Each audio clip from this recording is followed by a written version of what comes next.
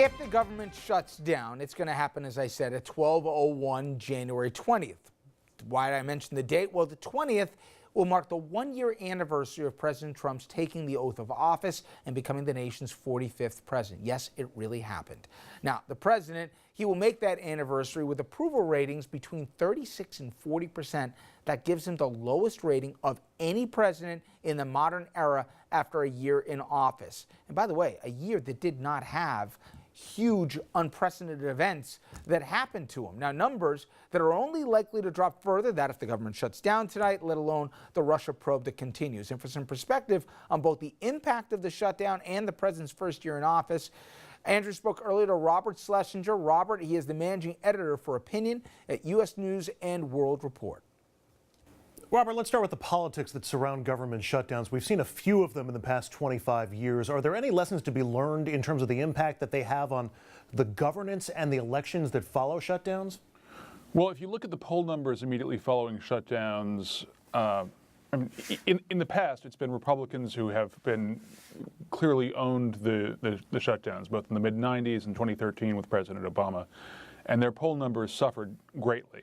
This will be the first time, assuming there is a shutdown, where you're looking at a shutdown under unified government control, even though Democrats will bear a good deal of blame if there is a shutdown. So it's not clear exactly who the public will blame or whether blame will split. So I assume a hit in their numbers is the big potential downside for Republicans if the government shuts down. What's the big upside for the GOP? They assume that because they have the president on their side this time, they have the biggest microphone in the land, that they will be able to persuasively make the argument that this is the Democrats' fault, and so they think that the blame will accrue to the Democrats, and it's the Democrats who will take the political hit here. And same question for the Democratic side is, what's the biggest worry for them that they somehow derail this blue wave that everybody's talking about, and what's the big upside for Democrats? Well, what the Democrats are worried about is they're worried that if their base does not see them as standing up for DACA, standing up for the Dreamers here, that it could derail the blue wave that a lot of people think is coming. The downside, of course, is that the Republicans could make the case persuasively that it's the Democrats that are at fault for shutting the government down, and that could end up both turning off Democratic base supporters and also turning off swing voters who are going to be necessary in order if they're actually going to get a wave.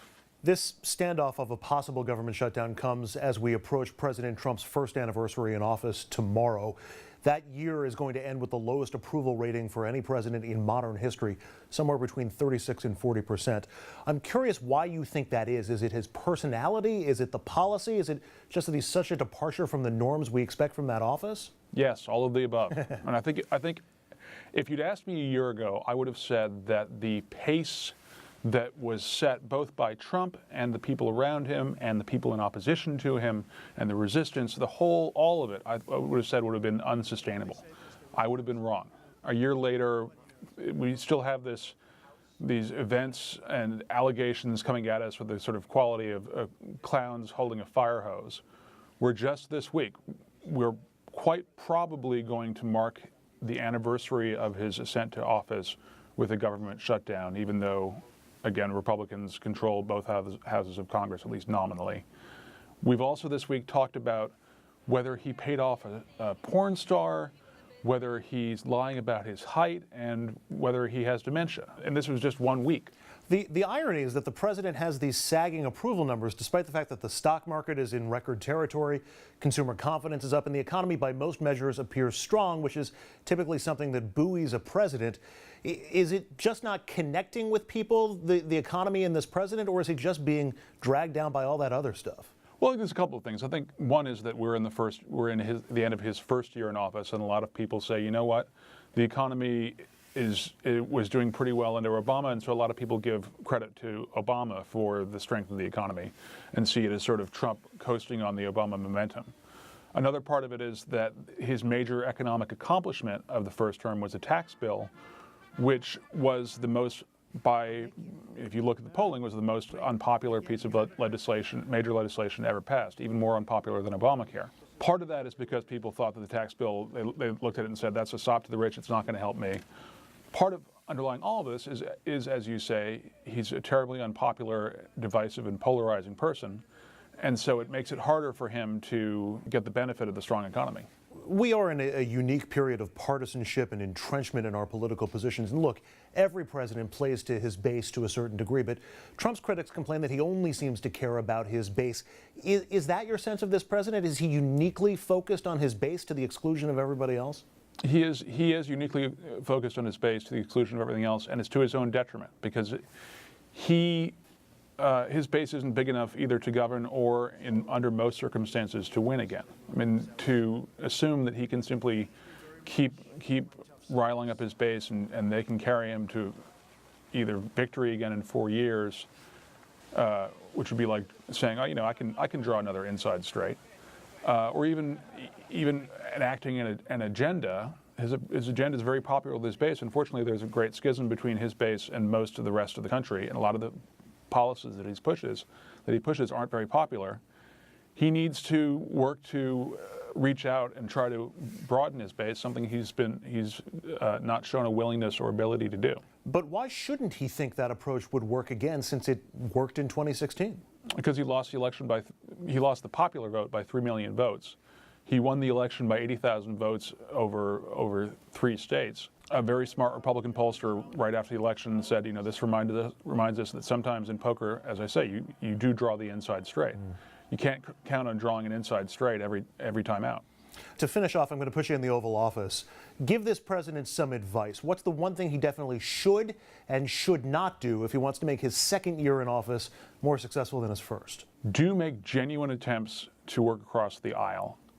Do try to learn the details of policies so that you are in a position to negotiate with knowledge and not simply have to rely on either superficial knowledge or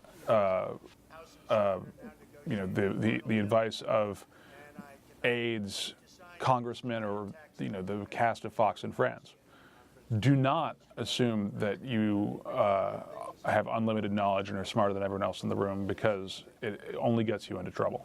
As you're saying that, I'm wondering if he's ready, willing, or even capable of following any of that bit of advice. I'm curious your thoughts. Do you think, has he shown any indication he can or would? No, I don't. There is little indication that he is willing to accept his own limitations, either in terms of his intellect or his temperament or the powers of his office. And there is, he makes sporadic attempts to work across the aisle. We saw just last week, over the course of 48 hours, a classic example where a Democratic senator said, let's pass a clean DACA bill. And he said, I'm all for it. And then a Republican member of Congress had to sort of very politely explain to him why, in fact, sir, you're actually not for it. And he said, well, okay, in any case, you guys bring me a deal, and I'm not going to quibble over the details of it. I'll sign whatever you bring me. They brought him a deal, and he rejected it and has since assumed a hard line. And this is all indicative of the fact that he doesn't actually understand the details of the policy, and you can't really be an effective negotiator. You can't really close the deal if you don't really know the details of what you're talking about.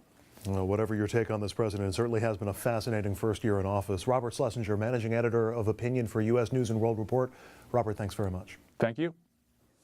All right, when we come back, amazing. In 1 year, what we have seen and witnessed, I'm not sure it's a good kind of history. We're going to take a look back at the more memorable and forgettable moments from the first year of the Donald Trump presidency. Our panel will try and make sense of it all and also look ahead to what might be going on in year number 2.